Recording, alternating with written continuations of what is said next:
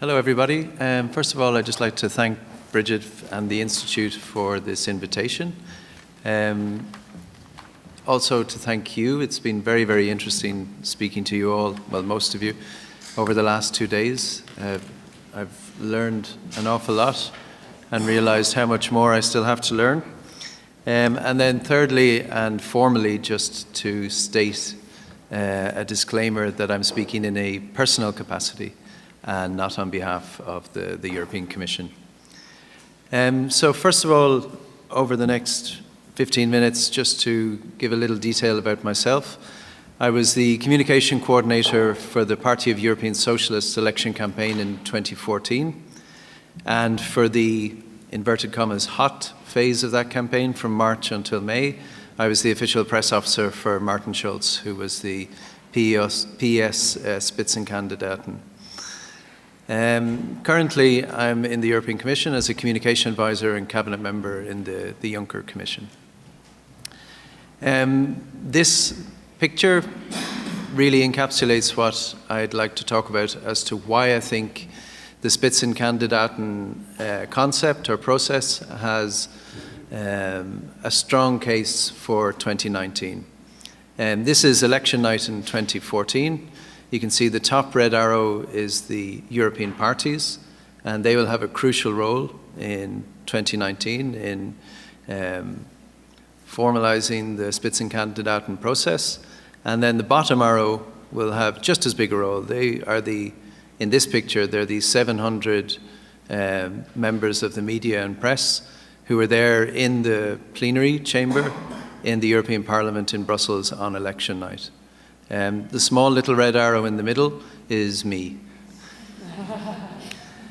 So that's the name of my paper today. It's United in Diverse Campaigns, how the 2019 prospects of the Spitzenkandidaten are served by procedural solidarity. And that's procedural solidarity, not necessarily extremely legalistic formal solidarity, but just as importantly by party diversity. So in the paper that I've added to this, the concept is quite simple. It's the idea that between now and the first day of the new Commission on the 1st of November 2019, there's 4 campaigns if the Spitzenkandidaten process is to be repeated. The first is for the European political parties to convince their national parties. The second is for traditional and well-contrasted presidential election campaigns by the candidates themselves, managed by the European parties. Thirdly, a parallel education campaign to familiarize voters with the concept. And fourthly, to convince the European Council in the month after the election to nominate the Spitzenkandidaten formally. So before going into those, just a couple of factors to flag very briefly. External factors and process factors. The big factors in relation to the Spitzenkandidat externally were obviously, over the last 4 years, were Brexit, French elections, and the German elections. And then there's a couple of process developments just since the start of this year. When it comes to Brexit, in 2014, it's safe to say the UK parties more or less universally opposed the Spitzenkandidaten process. Less so for the Liberals, but certainly the 2 big parties. And the candidates themselves had a de facto travel ban in the UK. Martin Schulz did make a semi-covert visit to the party in Northern Ireland, so it technically was the UK. But on the mainland, there was a de facto travel ban. Now in 2019, the absence of the UK will obviously decrease the formal party opposition to the process itself in the 3 parties, the 3 big parties, but will also, and in my view, as importantly, liberate the parties from a kind of self-censorship on the messages that during the 2014 campaign, there was always a reflex to say, how will this play in the UK? Can this be misinterpreted? Will the UK tabloid press amplify this in malevolent ways? That's just an example of the contrast between the level of media interest and stories on Juncker or Schulz over the campaign period, Germany being the higher graph and the UK basically flatlining. So you can see the contrast there. For the French election in 2014, the two main parties were relatively open to the process, and excluding Germany, which had its own considerations, obviously, with Martin Schulz being head of the local party list. France had the largest number of campaign events for candidates during the election campaign.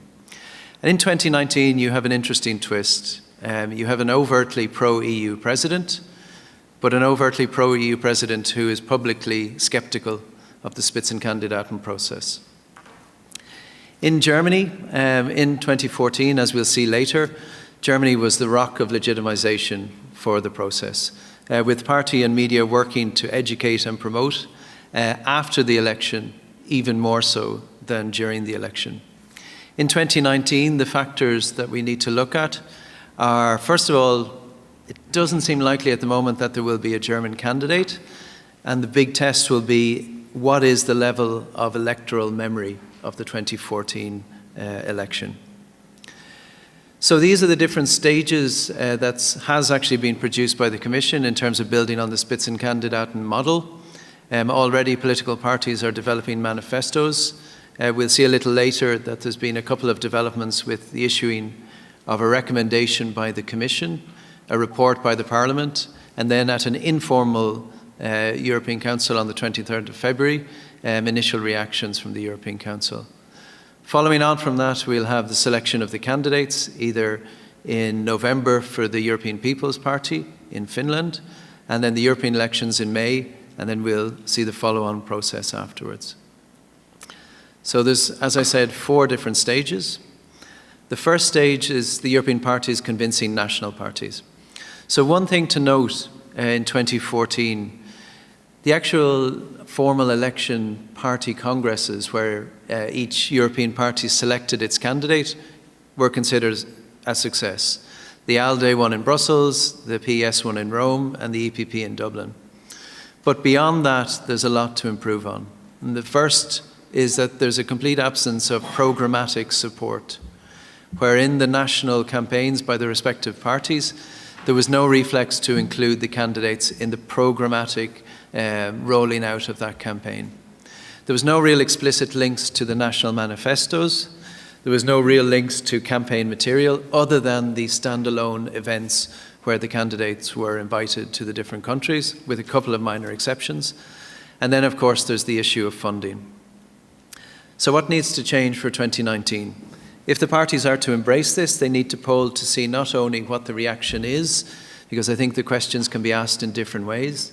And if it's asked as directly as, I'm seeing if Catherine is here, if it's asked as directly as if there's a favour of a European president being directly elected, obviously I think there'll be a negative answer.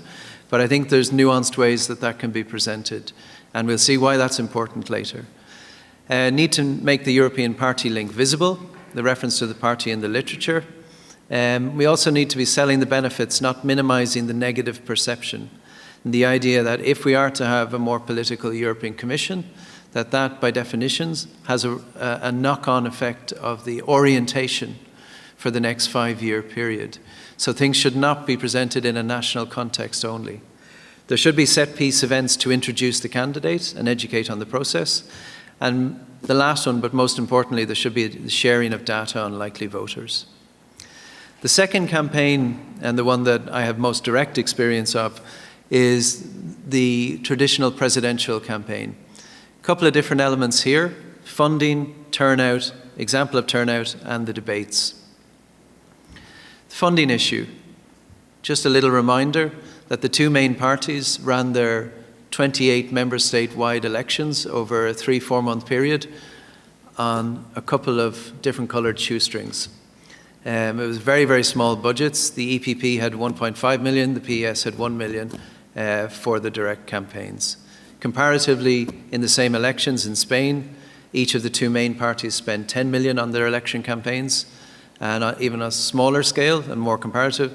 In Bulgaria, the EPP member spent 800,000 and the PS member spent 900,000, just to give a little bit of context on the kind of funding that's available.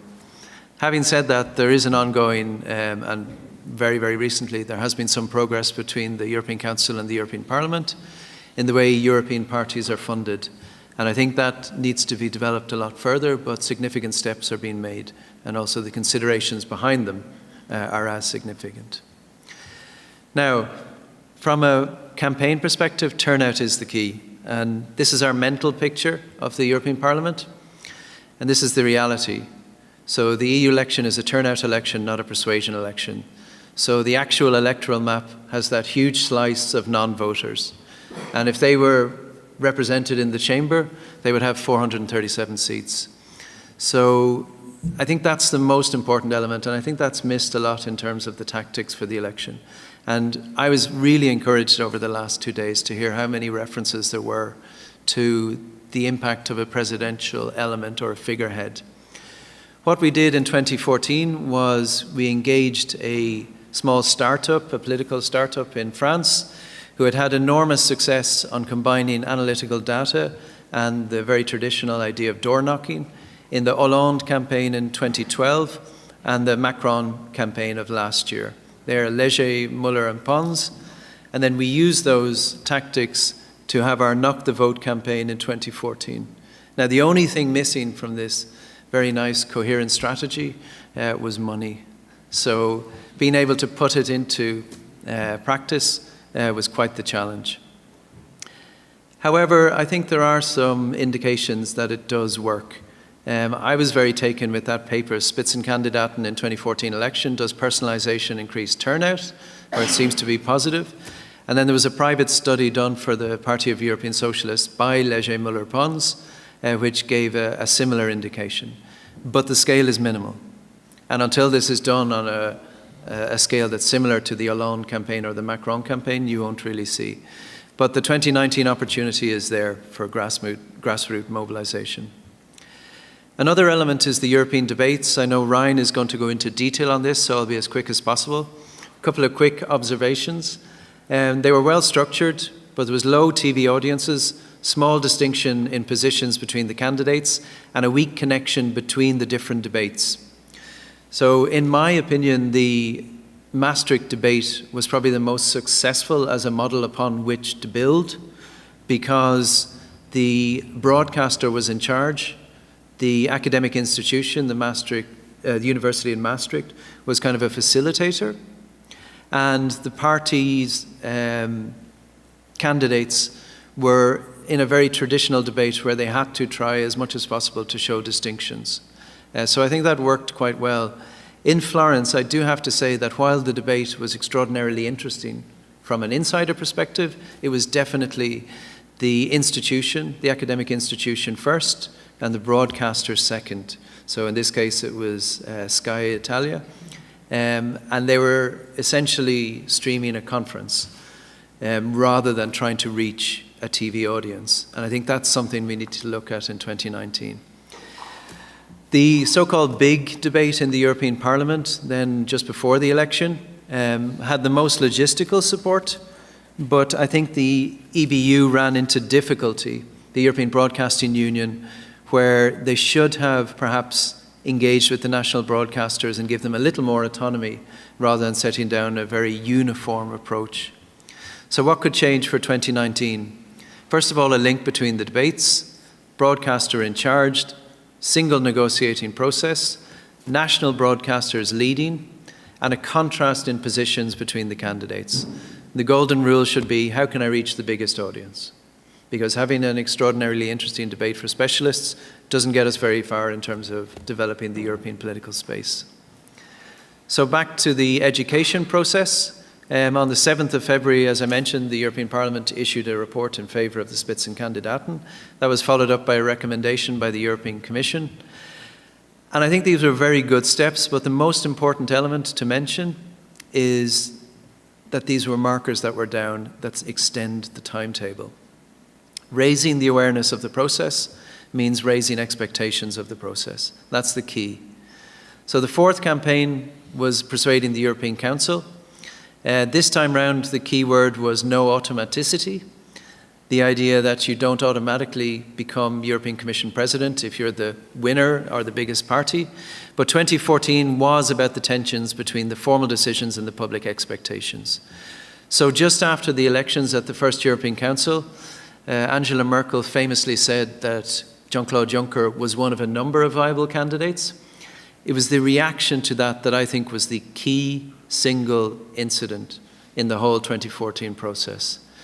It was the press in Germany saying that this was fraudulent, that mobilized the population. And even though they may not have had a huge interest, they did not like the idea that something they had been promised wasn't going to be delivered. And that allowed, over the process from the end of May to the end of June, to turn from a critical mass against the process into getting over the line in terms of accepting the process.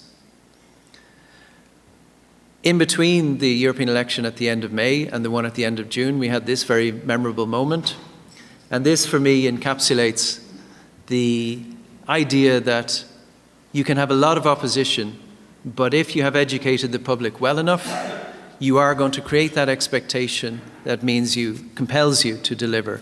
If you look at this boat, left to right, you have opposition to the Spitzenkandidaten approach from Cameron from an ideological perspective, from Merkel from an institutional perspective, from Reinfeldt in Sweden, the former Swedish Prime Minister, from a cultural perspective, which is a very noble one, by the way, and from Rutte, in my view, from a party political perspective, with the Liberals not really having a chance to be involved. And yet, President Juncker was still elected. So what was the main factor? I think anger from opinion makers that then translated into an expectant electorate at not having a promise kept immediately post-election, which is not the same as being in favour of a European president. It's just having that, and I think it's interesting to mention the anger, given some of the anger-fear debate yesterday. So I'd like to have a discussion about that as well. The one thing I haven't mentioned, of course, is populism. I don't think it's going to be as big a factor as some of the headlines think for the European election specifically. I'll happily discuss that. But I still think that it will be an element. So that's all I have, and hopefully I will see you along the road between now and May 2019. Thank you very much, Brian.